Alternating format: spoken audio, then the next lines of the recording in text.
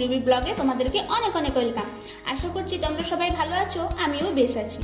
তো সকাল সকাল চলে এলাম নতুন একটা ভিডিও নিয়ে, আশা করি তোমাদের ভালো লাগবে। সকালে ঘুম থেকে উঠে ব্রাশ করে ফ্রেশ হয়ে নিলাম। এরপর রান্নাঘরে এসে সমস্ত কাজকর্ম এক এক করে নিচ্ছি। প্রথমে এই রুমটাকে ভালো করে ঝাড়ু দিয়ে নিলাম, তারপর সমস্ত রুমটাকে মুছে নিলাম। জানো তো বন্ধুরা, আমি রাতের বাসন রাতেই ধুয়ে নিই, কেননা সকালে উঠে বাসন মাজতে আমার একদম ভালো লাগে না। আমার আগের ভিডিওগুলি যারা দেখোনি তারা কিন্তু প্লিজ চেক আউট করে নিও।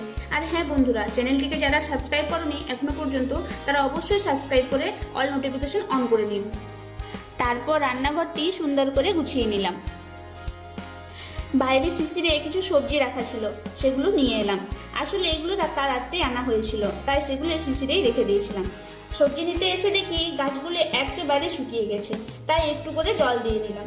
যেহেতু গরমকাল, তাই একদিন যা জল দিলে গাছগুলো যেন একেবারে শুকিয়ে যায় গো জানো। রাত্রে কি কি সবজি এনেছিল তোমাদেরকে এক ঝলক দেখিয়ে নিচ্ছি। এনেছিল হচ্ছে ঢ্যাঁড়স, কলমি শাক, শশা, আর কিছু এনেছিল করলা। তারপর নিচে চলে এলাম। এসে দেখি পুজোর জন্য মা ফুল আগের থেকেই তুলে রেখেছে। যেহেতু আজকে বৃহস্পতিবার, তাই আমাদের বাড়িতে প্রত্যেক বৃহস্পতিবারে পুজো হয়, লক্ষ্মী পুজো। আমার হিমোগ্লোবিন একটু কম আছে, তাই আমি প্রত্যেক দিন সকালবেলায় কুলেখাড়ার পাতা খাই। তোমাদেরও যাদের হিমোগ্লোবিন কম তারা কিন্তু অবশ্যই এই কুলেখাড়ার পাতা খেও, এটা কিন্তু মেডিসিনের থেকে অনেক ভালো উপকার দেয়। এই যে গাছটা দেখাচ্ছি, তোমরা কিসের গাছ জানো? যারা জানো তারা অবশ্যই কমেন্ট করে জানিও, আর যারা জানো না তারা অবশ্যই কমেন্ট করো, আমি কিন্তু বলে দেবো। আমার ভিডিওতে তোমরা প্রত্যেক দিন কিছু না কিছু নিত্য নতুন টিপস পাবে, যেগুলো তোমাদের দৈনন্দিন জীবনে খুবই উপকারে আসবে, তাই তোমরা পুরো ভিডিওটা স্কিপ না করে দেখতে থাকো। তারপর রান্নাঘরে চলে এলাম মুড়ি খাবার বানানোর জন্য। মুড়ি খাবারের জন্য আমি বানালাম মসুর দিয়ে আলু সেদ্ধ। গরমের দিনে এটা কিন্তু খুবই হালকা পাতলা একটা খাবার, যেটা খুবই উপকারী, আর খেতেও কিন্তু খুব টেস্টি হয় জানো তো। আমাদের বাঁকুড়াতে সকালের জলখাবার মানেই হচ্ছে মুড়ি। বাঁকুড়াবাসীর মুড়ি এতটাই প্রিয় যে মুড়ির জন্য মেলা বসে। তোমরা যারা বাঁকুড়া থেকে দেখছো তারা অবশ্যই কমেন্ট করো কোথায় এই মুড়ির মেলা বসে।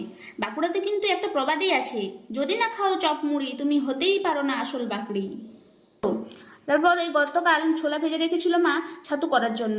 কারেন্ট ছিল না, তাই কিন্তু করা হয়নি, তাই এখন মিক্সিতে গুঁড়ো করে নিলাম। তোমরা সকালে উঠে কে কে ছাতুর শরবত খাও জানিও কিন্তু। মুড়ি খাওয়ার পর মা সবজিগুলো এক এক করে কেটে রেখেছিল, আমি রান্নাটা চাপিয়ে নিলাম আর এক এক করে সমস্ত সবজিগুলোকে বানিয়ে নিলাম। এই হচ্ছে আমাদের আজকের মেনু। আজকের যা গরম, রান্না করতে খুবই কষ্ট হলো। ভিডিওটা এই পর্যন্তই, আবার কাল দেখা হবে নতুন একটা ভিডিও নিয়ে। সবাই ভালো থাকবে, সুস্থ থাকবে, আর যারা নতুন চ্যানেলটিকে অবশ্যই সাবস্ক্রাইব করে দেবে, আর যদি ভালো লাগে লাইক কমেন্ট শেয়ার করে দিও। আজকের মতন টাটা।